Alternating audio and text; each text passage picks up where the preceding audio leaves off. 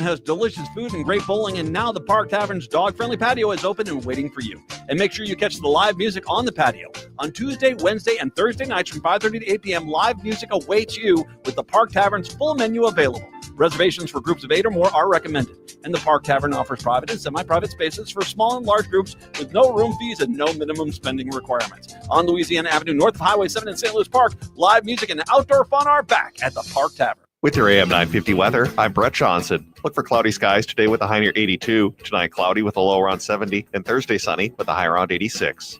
Nightingale offers a warm, inviting atmosphere with a full menu of American classics like the famous Nightingale Burger and Fries, Ginger Tamari Chicken Wings, and Duck Pastrami Reuben. They're open daily from 5 p.m. to 1 a.m. with a full menu available until midnight. Takeout orders also are welcome. Learn more at nightingalempls.com. Portions of the following program may be pre-recorded.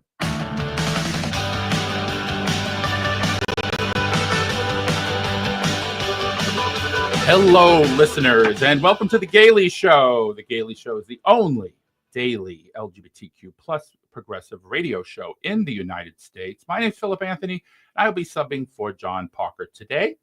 I'd like to welcome WCPT 820, Chicago Heartland Signal, and AM 950, KTNF, the progressive voice of Minnesota, and thank those audiences for their support of The Gailey Show. And today, I'd like to welcome my co-hosts that I have on the show today. One of them is one of my permanent co-hosts from the Downright Upright show, which airs, by the way, every Saturday at 5 p.m. Plug, right? Austin is here. Say hi, Austin. Hello. And we also have Nick is here, and he's a representative of Golden Valley Pride, and he's here in place of Matt today, who's on assignment. So say hello, Nick. Hello. Well, so before we introduce the actual host of the Gailey Show from Reykjavik Pride, I just want to say something really quick. Reykjavik Pride is organized and held by the not-for-profit organization Hinsigindagar í Reykjavik, which means Queer Days in Reykjavik. So on the telephone line right now is the one, the only John Parker, the host of The Gailey Show. Hello, John. Hey, Philip. Hey, Austin. Hey, Nick. It's wild to be on the other side of the desk for once. Yes. Are you having fun in Reykjavik? Yeah. So my executive producer, Jim Pounds, and I, we landed in Reykjavik this morning, very early morning in Minneapolis and Chicago time, and we're going to be here all week covering Reykjavik Pride, which is the largest festival in all of Iceland. Of any of all the festivals, this is it. And they're expecting a quarter of the country, so over 100,000 people, to be at the parade and the festival this Sunday. So we are very much looking forward to covering it. Yeah. Do you know anything about if they get a lot of international travelers to Reykjavik Pride? I don't know that number yet, but that is something that I'm going to be finding out. Yes. I do know that they are, they've got representatives coming in from Budapest.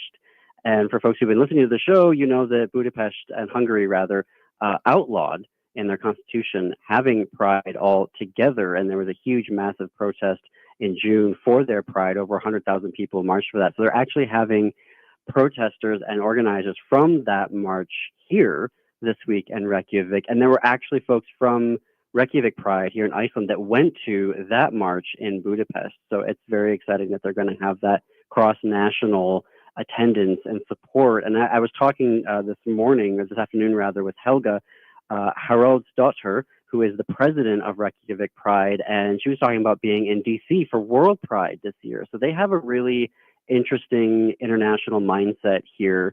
And so I look forward to finding out the exact numbers to answer your question, Philip. But I've just been really impressed of how, despite being an island in the Arctic Circle, they are very internationally minded here. Yeah, and Reykjavik Pride has been an annual event in Reykjavik since 1999, with the first Reykjavik Pride parade taking place in August of 2000. So it's been around a while. And so are there any speakers that you're looking forward to listening to, or was it just for fun? So there is a whole conference happening tomorrow, and I've been perusing the program. I'm not quite sure which ones I'm going to get to. I'm bummed, a literary nerd. So there's a book event that was happening tomorrow with like awards and whatnot and readings. Unfortunately, it's not going to be translated into English. So I was like, darn it, I can't go to that. So still figuring out which what events that we're going to get to specifically, besides just the obviously the parade and the festival on Saturday. And then today we were at the Pride Center talking to Helga and to Siga, who is a leadership coordinator at the Pride Center, which is in downtown Reykjavik. Wow. Well, I have two co-hosts today. One who is involved with Pride events, the Golden Valley Pride annual parade here and festival here in Minneapolis, St. Paul. Well, it's in Golden Valley, which is in Minneapolis. In a way, I kind of call it that.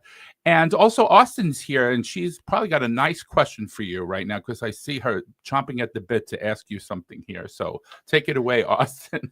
I guess I would ask, Pride is such a beautiful format of self-expression. What is the best thing that you've seen so far at Pride in Reykjavik? So I don't know if this is the best thing because I'm just here on day one, but they have a rainbow road that leads up an entire street to their massive cathedral, which is the tallest building here in Reykjavik. And apparently it was at a Pride that they painted the rainbow on this particular street, and everyone loved it so much, they've kept it.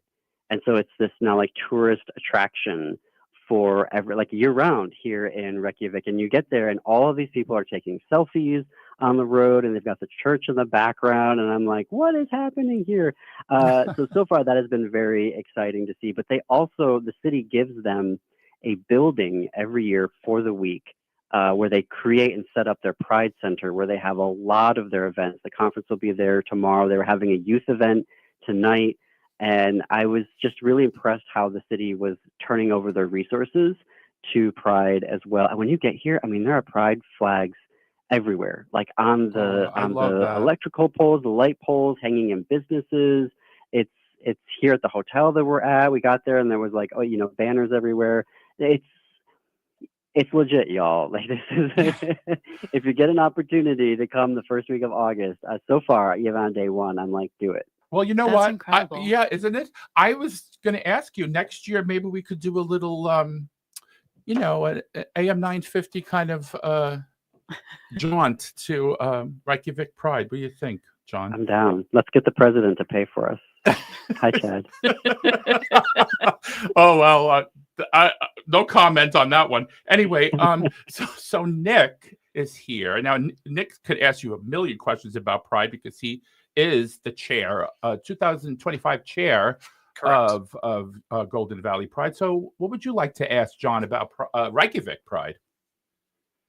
Oh, gosh. I don't know. I feel like Golden Valley probably pales in comparison to Reykjavik. I guess the one question that I would have is, how has your experience so far at an international Pride been different than anything you've experienced stateside? That's a great question. Yeah. Very good question. Something that I learned today talking to the president of Reykjavik Pride, Helga, is that in their parade, they do not have any non-LGBTQ organizations marching. So there's like no advertisers, no corporations. It's just queer organizations that march in the actual parade. There are advertising and branding opportunities and like community support opportunities in other things they do, like their annual magazine that they put out, which is the only LGBTQ magazine in the country that they produce. But I thought it was very interesting because, we're all dealing with here in the States, well, I guess not here for me right now, but in the States, the corporations pulling back support and running away from prides all of this year. So it was very interesting to me, and apparently this has been just a choice they have made for a number of years, and it's something that Boston does. I learned that this year, but it was very interesting to me to find out today that Reykjavik Pride is very specific about who can march in their parade and how they want it to be super queer focused. Wow. Well, Reykjavik Pride is Iceland's biggest annual event. and is fondly referred to as the world's biggest small pride. I looked that up as well, which is interesting. My question to you would be, when we think of pride here in the Twin Cities, we think of cheese curds, we think of, egg rolls, food like that. Did you notice what kind of food they're selling at the vendors at Reykjavik Pride, John? So today, outside of the Pride Center, they had a food truck.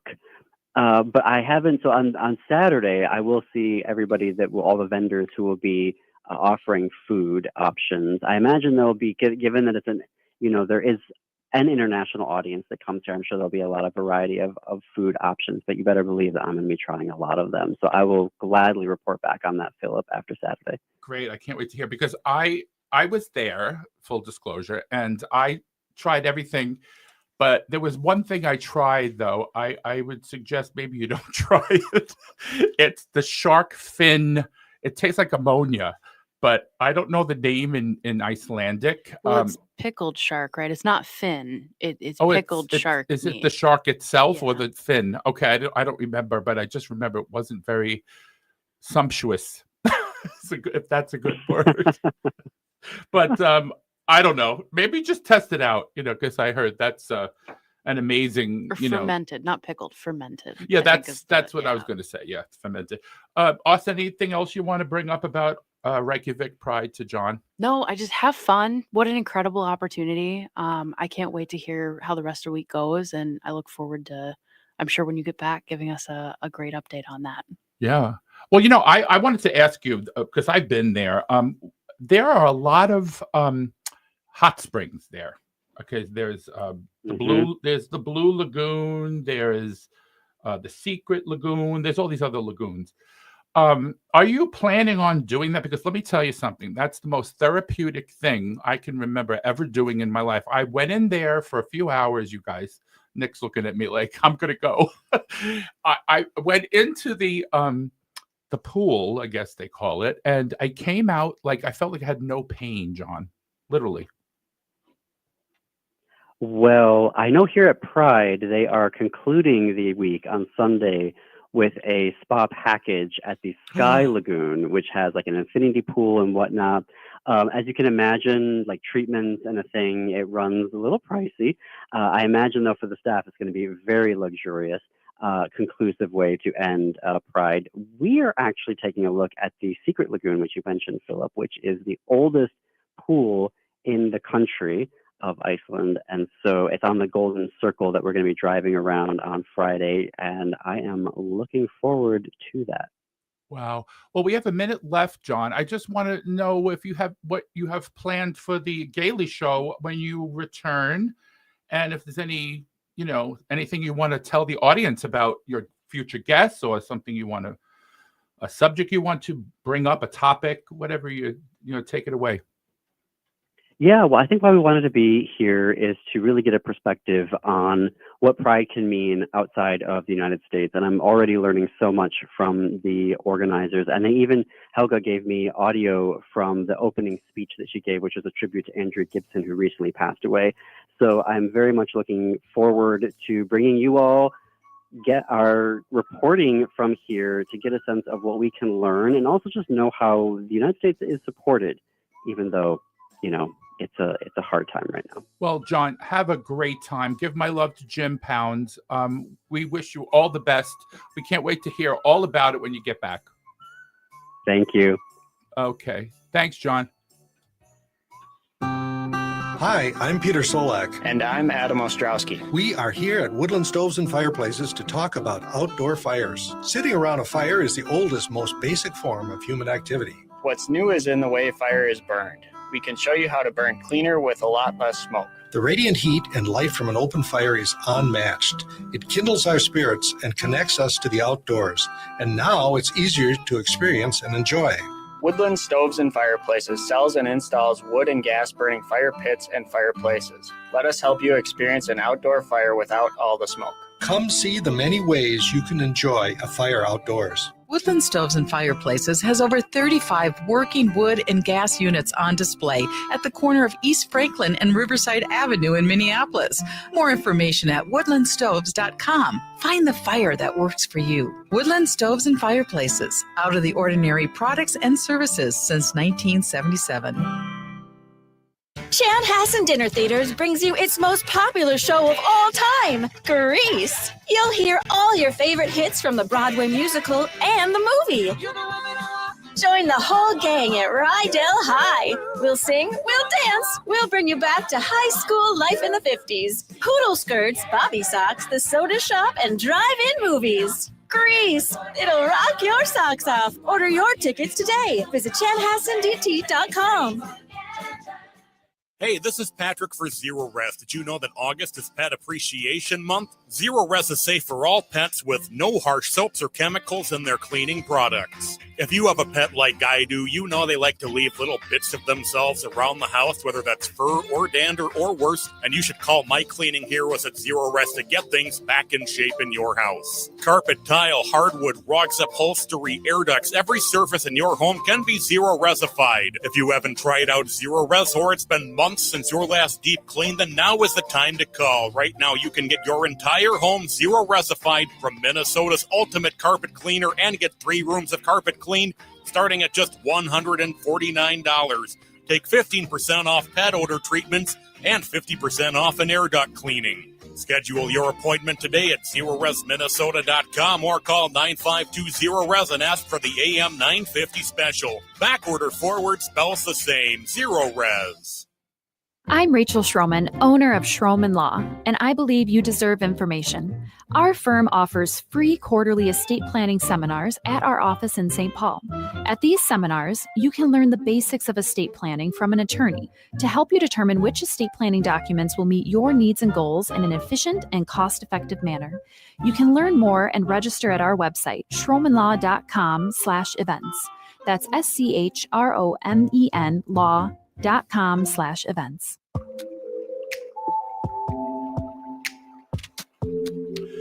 Hello and welcome back to the Gailey Show. My name is Philip Anthony and I am subbing for the fantabulous John Parker today. And again, I'd like to welcome WCPT 820 in Chicago Heartland Signal and AM 950 KTNF, the progressive voice of Minnesota. And again, I am Philip Anthony, the host of the Downright Upright Show here on AM 950. We broadcast every week at 5 p.m. on Saturdays. So please join us, stream us, watch us on YouTube. I have one of my co-hosts here today who is fantabulous. Well, thank you. Yeah, you know I feel that way. I'm a little biased. So so before we start going into this segment, I have Matt Amundsen, who is one of our co-hosts on the Downright Upright Show, is on assignment, obviously. He's not here. So we got his chairman of Golden Valley Pride with us. His name is Nick. And Nick is going to talk about Golden Valley Pride and what to experience there. You know, we whether you have other events coming up, even before the actual festival, because a lot of us like to know that. Do you have anything planned coming up, or talk about it for us? Yeah, absolutely. Thank you for actually asking that question. Historically, no. Golden Valley Pride has been historically a one and done type of situation. We hold our annual Pride celebration and then we focus on planning the next year. But this last year, we really took a good look at things and decided to see how we could do more. And we do have a couple of things in the works at present. One that I can't say too much about because I still have to get the rest of the board on board with it. But one that I can actually. So we in Golden Valley also have the Golden Valley Historical Society, and we are planning a fall event with the Golden Valley Historical Society to coincide with LGBTQ plus History Month. And so what we are going to attempt to do is kind of talk about how the LGBTQ community came to reside in Golden Valley, and how in I believe it was 2010, we were one of the, per capita that is, most populated gay centers within the state of Minnesota itself. So we really want to take a step back and trace that history, and and offer that as kind of a collaborative venture between Golden Valley Pride and the Golden Valley Historical Society. And then the other event is probably going to be coming up sometime in the spring. We are potentially looking at hosting a drag show. But What? yes, and this could be something that evolves as well. We're actually looking to see how we can evolve it to even more than just maybe a spring event. Maybe do something in June pre our actual event as well. So more details to come on that. Follow us out on goldenvalleypride.com, and stay tuned. Yeah. Wow. Because I love drag shows. I love to watch them. I think the way this administration has been demonizing drag queens is reprehensible to me. I mean, there's children being shot in school all the time. Like today, I wanted to bring up Fort Stewart in Georgia.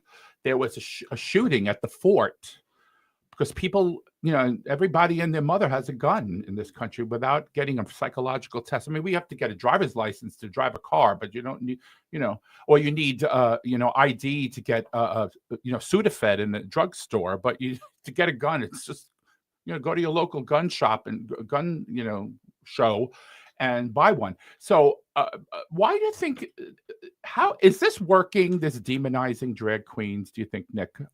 Because I find it reprehensible personally. And, they're not talking about the real elephant in the room, which is people getting guns anywhere. So what do you say? No, I would definitely say it's not. Every time something like a tragedy takes place, one of the things that you see on social media is, or that I see is, a statement that once again it's not a drag queen that's perpetuating Yes. these harmful acts. So no, I mean, I feel that it is one thing that it's a minority that a group has found the ability to demonize in an effort to push forward their own agenda. So Yeah, it but- is terrible. Yeah, but Nick, parents, they know what the show is going to be about before they bring usually it's like a story time or something. If they're going to bring their kids, I'm saying, Exactly. they're not going to be stripping for the kids. I mean, this is ridiculous. And so I want to clear the air here. And so, if you want to bring your kids to a reading event where there's going to be drag queens, reading to your children, God forbid they, enjoy reading, I don't understand why, right? Austin, what do you think is obviously the elephant in the room again is the guns, but why do you think they're demonizing drag queens all of a sudden after all these? I've been around a long time. I can't remember hearing this much bashing of drag queens in my life. I've said it before and I'll say it again. I think people that are terrified of being exposed to drag need to take a good hard look inside themselves about why is it so scary to you? What is terrifying you about this? And start to unpack that. Because obviously we have a long history of drag in the world, and it has long been a part of entertainment in many forms. Many beloved, characters or stories Yes. involve drag. Remember Kabuki theater in Japan? Yeah. Milton Berle, remember in the 50s, used to dress up like a woman. And then there was Some Like It Hot, the movie with Marilyn Monroe, Jack Lemmon and Tony Curtis dressed up in drag. It never hurt anybody. Never. So the demonization is really bothersome. It is. And I think it comes down to people are afraid of the unknown, or they're not emotionally intelligent enough to recognize why something scares them. Yeah. Well, what do you think that could be a reason that scaring them? I mean, especially if there's no sexuality, quote unquote, being exhibited at this event, is it the fact that the man is dressing up like a female? Is that whole idea bothersome to them? Possibly. Yeah, I think that could be a part of it. Demasculating, I guess, is the term, right, Austin? Or I think some people are attracted, and then that scares them too, is they're not True. ready to unpack that. But Yeah. Well, we have a few more minutes here. I'm just going to say, when we come back from the break, you guys, we're going to talk about the Texas House adjourning again, and the Democrats going to Chicago. Good for you guys. I love it, because hey, fight fire with fire. You got it. We got to take our country back. Oh, I sounded very MAGA, didn't I? There. Anyway, my name is Philip Anthony. This is The Gailey Show on WCPT and AM 950. We'll be right back.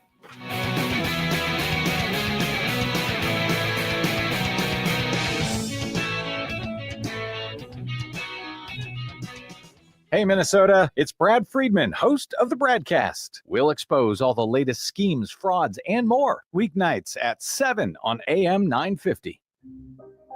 Hi, this is Laura with Food Freedom Radio, and I invite you to discover 2 local grocery stores with a global fare. Market Fresh, south of Rosedale, carries fresh vegetables, quality meats, seafood, and a wide variety of grocery staples, all in a welcoming store.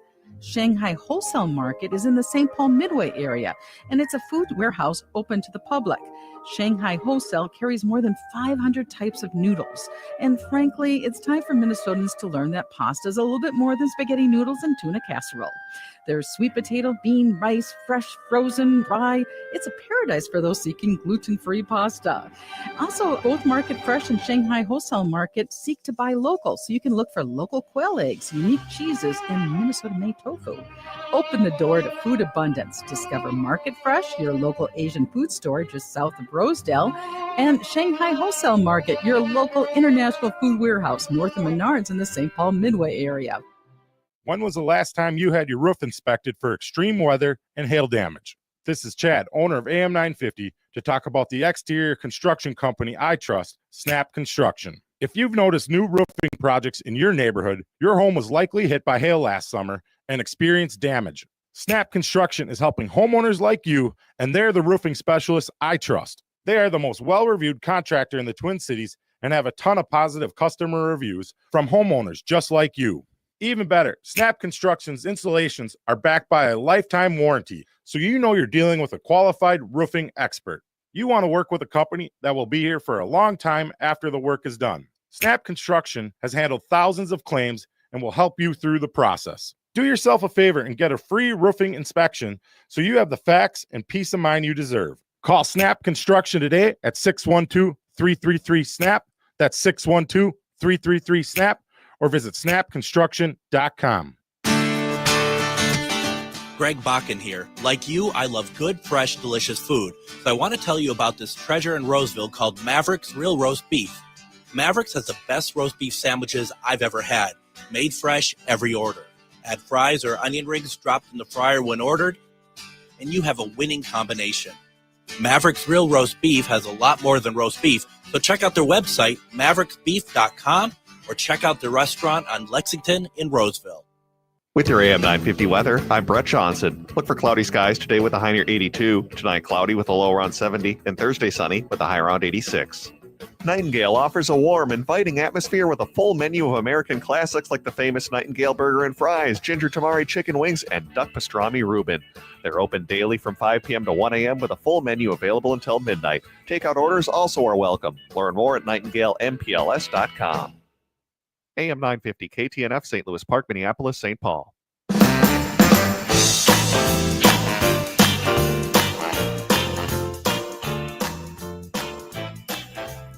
Hello, listeners, and welcome to The Gailey Show. Welcome back to The Gailey Show. Where was I the whole first half hour, right? Anyway, but I'd like again to welcome WCPT 820, Chicago, Heartland Signal, and AM 950 KTNF. the progressive voice of Minnesota. And those people at KTNF know me very well, and they know Austin because we have a show, right, Austin? We do. And if you had to summarize our show, what would you say it's about? Because I'd rather have you say it. It's a little bit of mix of politics and pop culture. We talk a lot about diversity, equity, and inclusion, and I think we bring a great banter, the trio group, and you interview 3 times a month movers and shakers, and kind of across the spectrum of issue advocacy to entertainment. It's all over. Yeah. And I have a teaser for those people who listen to my show or who are going to listen this Saturday at 5, or you could stream it at any time. Guess who I'm having on the show? Well, I know, but should I say it? Yes. Jim Keaton, who happens to be Helen Reddy's fan club president, who has been the president of her fan club. I Am Woman, Hear Me Roar, many other hits along the way. She had her own show. She did everything. She won the Grammy. I'm going to be interviewing him this coming Saturday on the Downright Upright show at 5 p.m. on Saturday. So tune in for that. So now let's go back to the wonderful news that. Well, and we're lucky. There's 3 of us today, and we're very lucky to be joined by Nick. Yes, Nick is absolutely amazing, and Nick is here to help out, especially about LGBTQ issues, because he is the 2025 chairperson. Is that the correct term? Yes. Of Golden Valley Pride. And I love, what I love about Golden Valley Pride, though, Nick, I have to say this before we go on to the next topic. I love the expansiveness of it. Sure.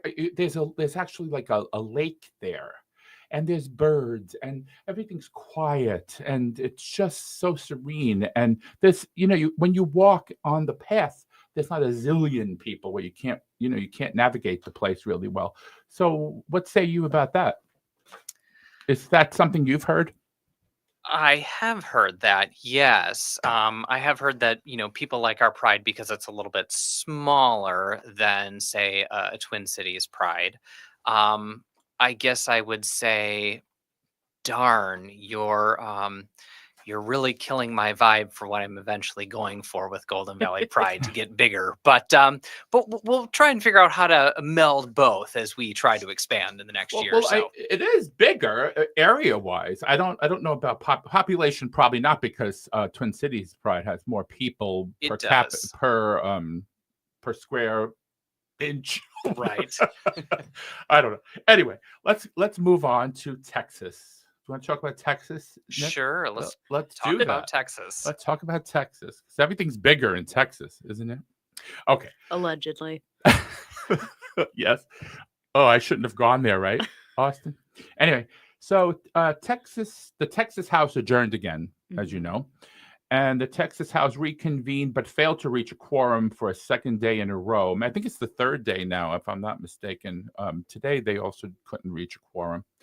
The state House Democrats are pledging to remain outside the state in a bid to block a GOP-led redrawing of the Texas congressional map, which has the support of our current president. National Democrats push back by saying the Democratic National Committee chair vowed to fight fire with fire as blue state governors weigh options to retaliate with their own redistricting, I love that word, efforts. California Democrats are in deep talks to redraw the state's maps and flip 5 GOP seats, sources say. They're in deep talks, meaning they don't think this should happen. Now, you got all these Democrats that are in, I think they're in Chicago. If I'm not, some of them are in New York. Most are in Chicago, some are in Albany, and some are in Boston. Yeah, they've spread it out. Yes. Now, what do you feel about the idea of getting the FBI to arrest Democrats? I mean, this is sounding fascistic to me. To put them away when they put them in jail, you're still not going to get a quorum if you put them in jail. So what are they going to do? Yeah, I mean, that's just a horrifying escalation and completely unwarranted.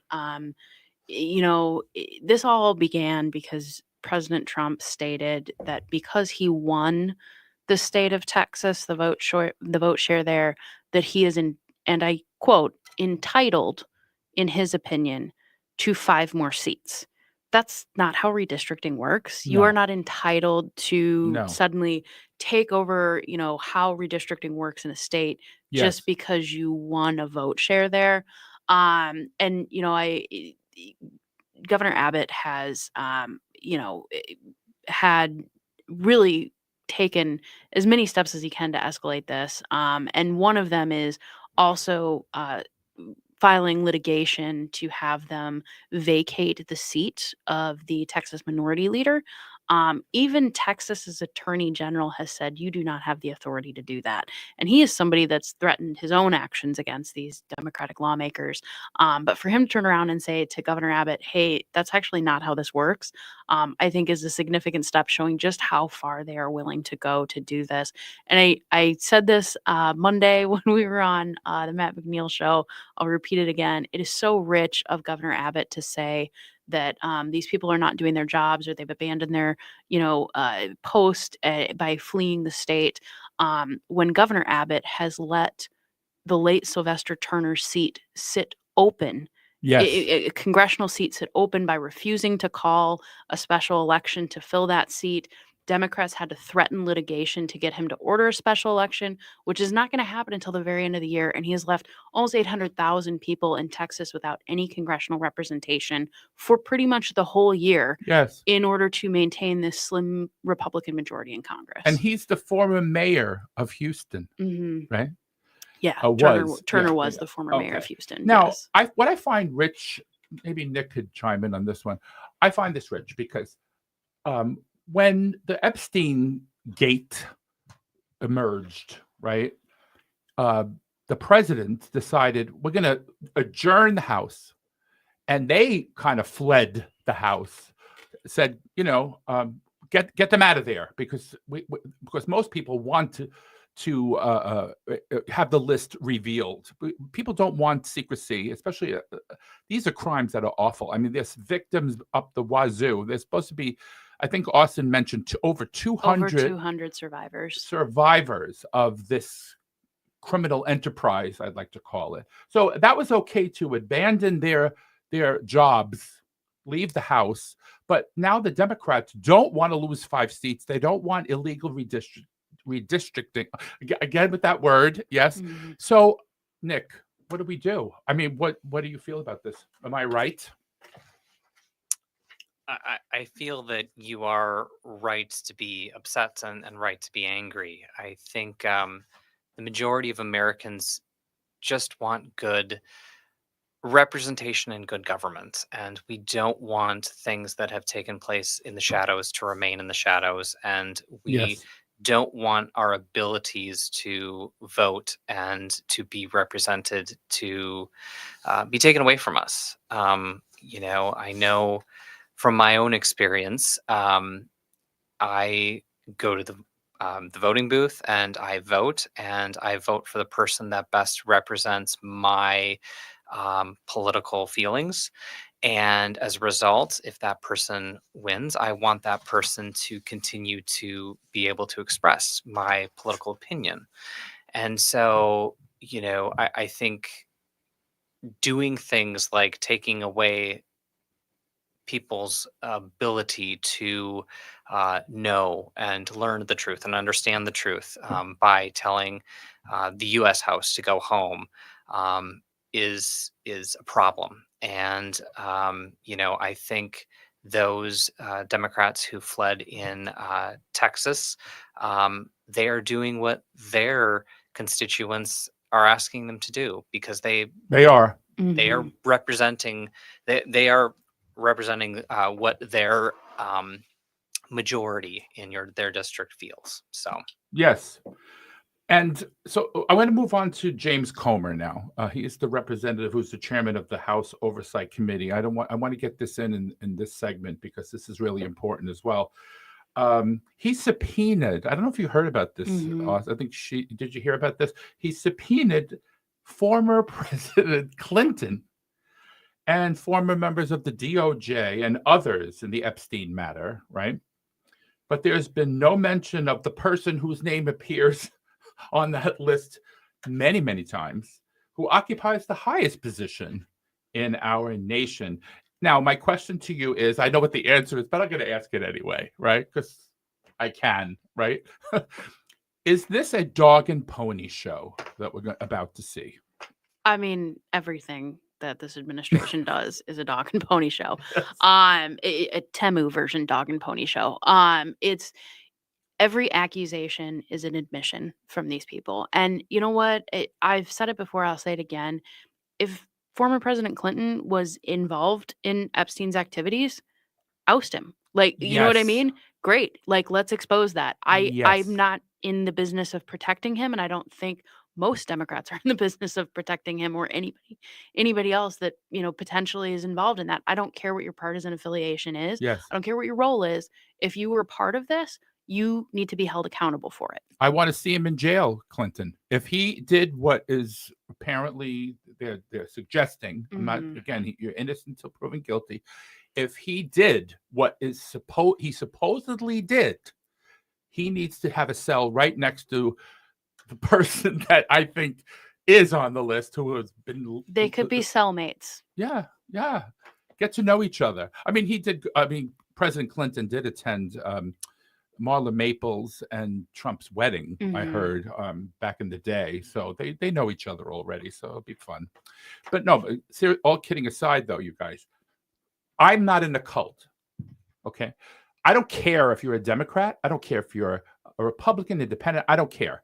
If you did such horrible, I mean, I can't think of anything more horrible than taking away the innocence of a young girl or boy, for that matter. That is repulsive to me. It's disgusting. And if you're going to protect one person and not the other, that's also a travesty of justice, right, Nick? What do you think? What do you think? Yep. Yeah.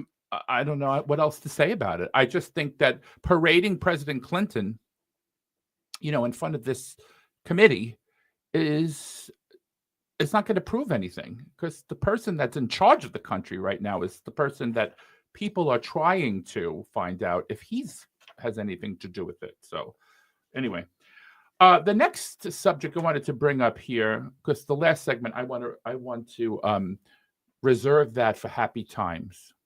We're going to talk about. There's some good news. Yeah. And you can, I have some good news myself. So the National Park Service is planning to restore and reinstall a statue of Albert Pike. Did you hear about this? He's a Confederate general and Freemason leader that was toppled during the Black Lives Matter protests in June of 2020. The restoration aligns with federal responsibilities under historic preservation law, as well as recent executive orders to beautify the nation's capital and reinstate pre-existing statues. The National Park Service said in a statement, pointing to Trump's executive order on making the District of Columbia safe and beautiful. This is making me nauseous reading safe. I mean, you know, first of all, I'm not even going to read this anymore, because how could you even say a Confederate general? First of all, aren't the Confederates like the enemy? They lost the war. They tried to destroy the United States of America. Why would we want this statue at all in our city? Put it in a museum, maybe, you know, in a Civil War museum, you know. And if that's your thing, you know, you have an attraction to Confederate generals, maybe you can go there and see it, right? Austin, what do you say? Oh, well, we have a commercial. I hear the music. We could come back with that. How's that? And my name is Philip Anthony. This is The Gailey Show here on AM 950 and WCPT. We'll be right back.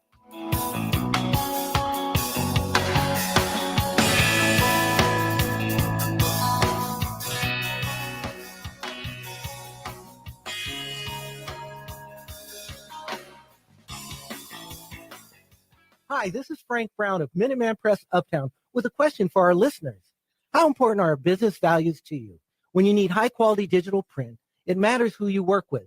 You see, Minuteman Uptown is unique. We're one of the only union print shops in Minnesota providing our team with living wages and benefits. We believe in second chances for justice-impacted individuals who want to contribute to the community, and we are active in local issues. We've been in the streets standing up for racial, social, and economic justice. At Minuteman Uptown, our mission is to connect all communities through technology-driven print solutions. An example of that mission is when I moved Minuteman Uptown to North Minneapolis. We're invested in this local community, and we help small businesses and local organizations throughout the Twin Cities reach their audiences. Reach out to Minuteman Uptown and partner with a printer that shares your values. Call us today at 612-870-0777 or visit us at mpuptown.com. That's mpuptown.com. Would you let animals pick your insurance? Do you really need to experience mayhem to get the best rates? Or how about a celebrity quarterback or fake university saving you money? There's a lot of marketing stunts when it comes to insurance, but what you really need is someone looking out for you.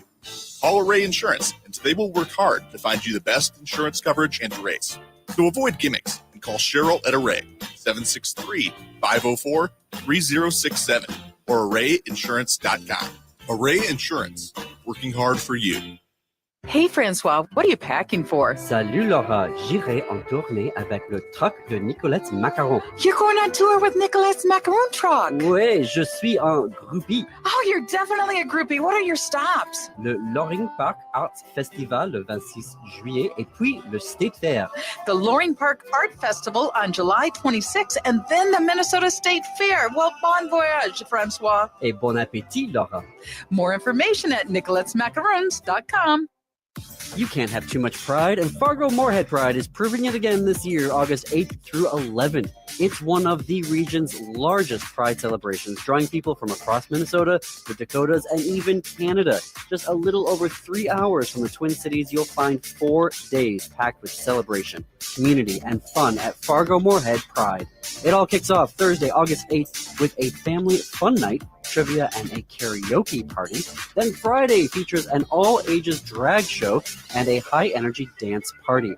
Saturday brings a 5K fun run, patio palooza, and the big Pride Block party. And on Sunday, everything wraps up with an interfaith service and the Pride Parade through downtown Fargo. Pride in the Park is one of the weekend's biggest events, offering food trucks, community vendors, and live entertainment everyone can enjoy. Make the road trip and show your pride at Fargo-Moorhead Pride, August 8th through the 11th. Full schedule and details at fmpride.com.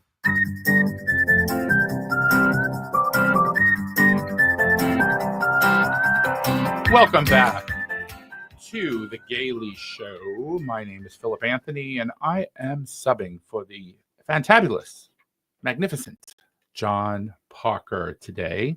And again, welcome to WCPT 820 and AM 950 KTNF. And again, I want to thank the sponsors of this show. It's not my show, but I'm sure John Parker would love me to do that, to thank them for their support over these years. So getting back to the National Park Service and restoring that statue of Albert Pike, Austin had something on the break that she wanted to bring up about this incident, about the federalizing the District of Columbia. Yeah. So, does this have to do with that too, or this is a different thing? So in a way, so the statue is in DC, or had been in DC. And I think it was yesterday or early this morning, Trump had tweeted out or put out on his social media network that crime is, rampant in DC, and this is why, he's considering taking over federal control of DC. And this statue was toppled by protesters. It was never put back up, and it was very controversial for many, many, many, many years before that event, occurred. I did want to just mention Congresswoman Eleanor Holmes Norton, who represents DC, issued a statement on this that said the decision to honor Albert Pike by reinstalling the Pike statue is as odd and indefensible as it is morally objectionable. Pike resigned in disgrace after committing a war crime. Many historians have tied him to the early KKK. He was a part of the Know Nothing Party. He was very, very pro-slavery, not shy about that. It's long been a weird, controversial statue, and it's weird that like the Trump administration, this is a hill they're willing to die on in terms of reinstating. I was going to say that, yes, because I read the same article. Oh, you did? Yes, but I think you know what upsets me, Nick. I'm going to bring this to you now because I again, this is just another way of him hating on people that are marginalized. That's the only thing I can think. I can't imagine. I mean, taking a statue that first of all, okay, let's get back to DC. DC, the population of DC is majority African American. Correct. Majority. So why would you put, I'm trying to think logically here, a statue that will upset 80 to 90% of the population of a city? Are you out of your bird? It doesn't make any sense to me.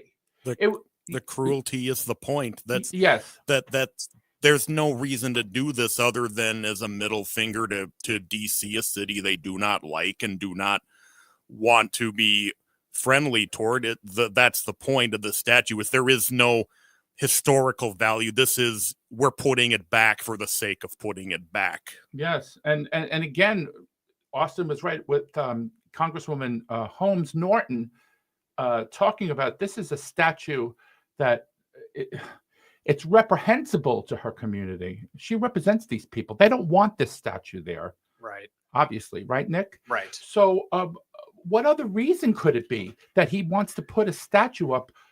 I mean, I'm going to ask you another question. I'll make it easier for you. Sure.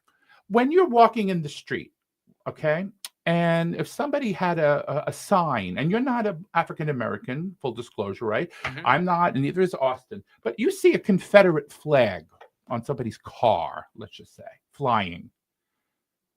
Don't you, as a human, I'm not talking as your color, as a human, look at that flag and say, what the hell are they thinking?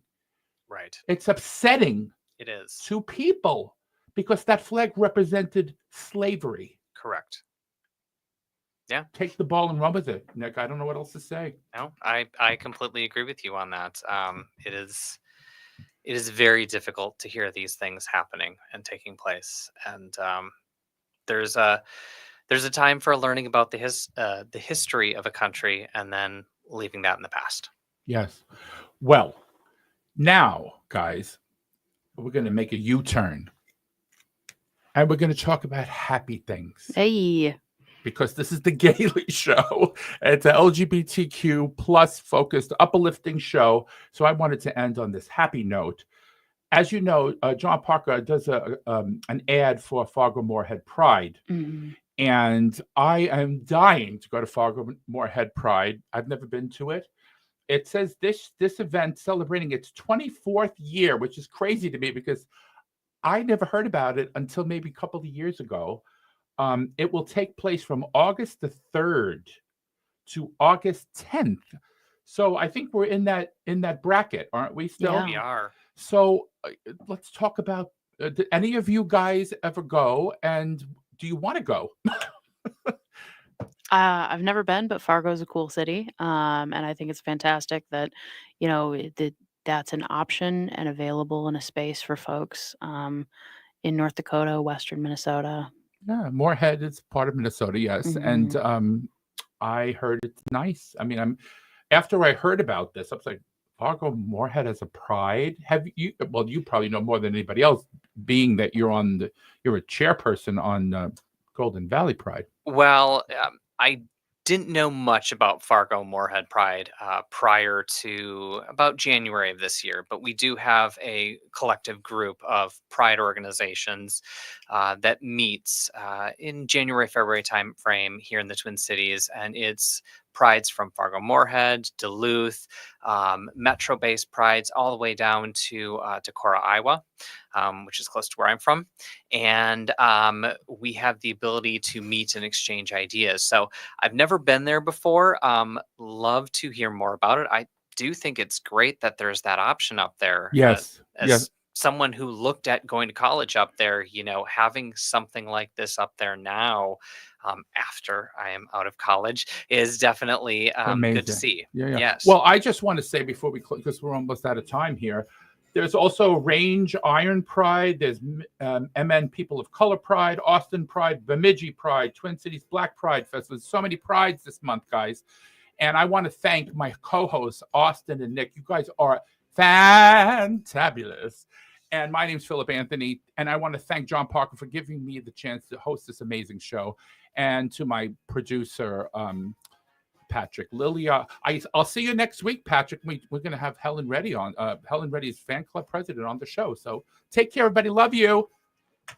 You can't have too much pride, and Fargo